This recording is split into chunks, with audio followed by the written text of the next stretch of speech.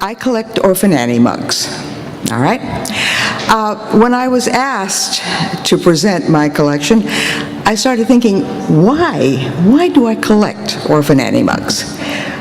One reason is that I was raised at a time when radio was wonderful, and I listened to Little Orphan Annie, and Jack Armstrong, the All-American Boy, the Lone Ranger, and of course, Helen Trent, backstage wife.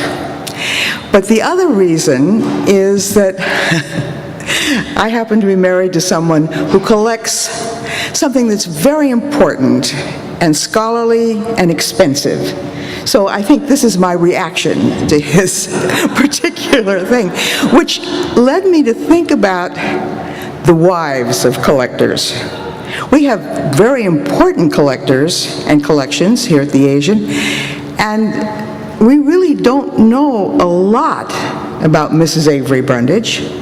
I think she was a concert pianist, and I remember interviewing Marjorie Bissinger, who was one of the founders of the Society for Asian Art, and she said that when she was widowed, and when Avery Brundage was widowed,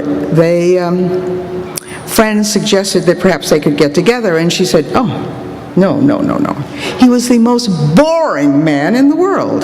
The only two things he would talk about were the Olympics or the collection. So you can imagine that dinner with Avery must have been rather boring for Mrs. Brundage. And then, of course, there's Percival David. Percival David was one of the great collectors of Chinese ceramics in London.